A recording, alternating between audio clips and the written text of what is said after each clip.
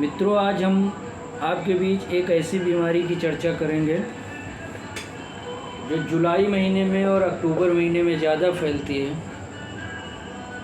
उस बीमारी का नाम है डेंगू। ये एक प्रकार की सिम्टोमेटिक प्रॉब्लम्स है जो बुखार के साथ साथ होता है।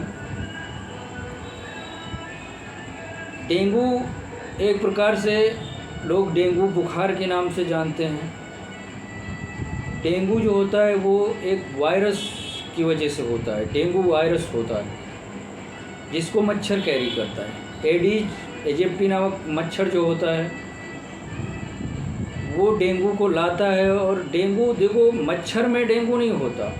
अगर किसी डेंगू से संक्रमित व्यक्ति को एडीज मच्छर काटता है और वही मच्छर आकर के दूसरे व्यक्ति को काटता है, डेंगू तब उसको होता है। डेंगू इस तरह से दूसरे व्यक्तियों में फैलता है। हालांकि एक प्रकार से देखा जाए तो डेंगू एक खतरनाक भी है, और अगर समय से उसकी जानकारी हो जाए, समय से इलाज हो जाए, तो डेंगू से ऐसी कोई भी प्रॉब्लम नहीं होती। अब आम भाषा में लोग ये जानते हैं कि इनको डेंगू हो गया है, डेंगू हो गया है। हालांकि डेंगू जो है वो 4 तरह का होता है। डेंगू की 4 टाइप, लेकिन जो मेन 3 टाइप हैं मैं आज आपको वो बताता हूँ। डेंगू का पहला टाइप जो होता है वो क्लासिकल डेंगू बोलते हैं, साधारण डेंगू, जिसमें कि हमें ठंडी लगेगी, ठंडी के साथ तेज़ बुखार आएगा। उसके बाद हमारे शरीर में रेशे पड़ सकते हैं और हमारे जोड़ों में दर्द हो सकता है, हमारा जी घबरा सकता है।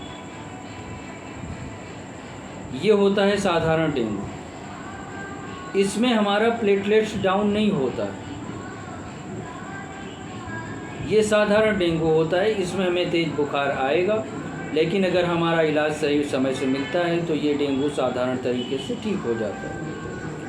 अब हम दूसरे डेंगू का बात करते हैं। दूसरा डेंगू होता है जिसको शॉर्ट भाषा में बोलते हैं DHF। DHF का मतलब होता है डेंगू हेमरेजिक फीवर।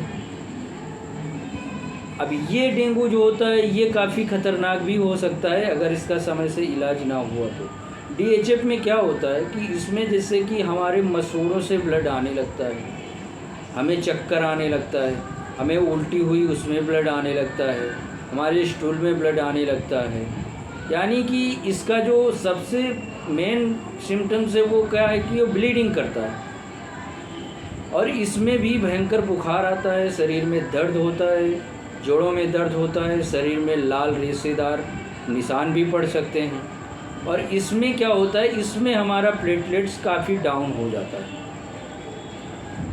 अगर हमें DHF नामक बुखार हुआ है, यानी कि डेंगू हेमरेजिक फीवर हुआ है, तो इसका हमें तत्काल इलाज करना चाहिए और हमें डॉक्टर से सलाह लेके तुरंत इसका इलाज चालू कर देना चाहिए।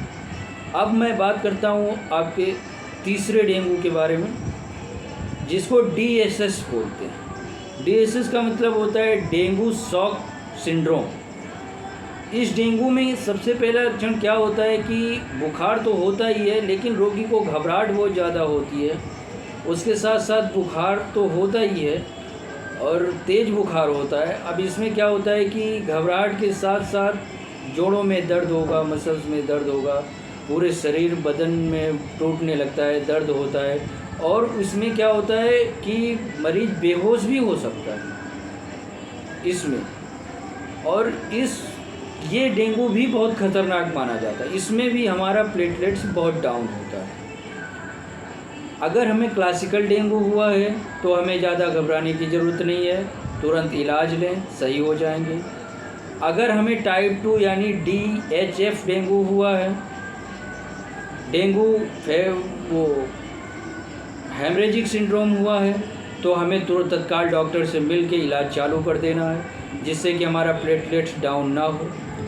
तीसरा जो डेंगू होता है वो DSS होता है। इसका भी इलाज अगर हमें समय से ना मिला तो इन दोनों जो 2 हैं DHF और DSS, इसमें रोगी की मृत्यु तक भी हो सकती है।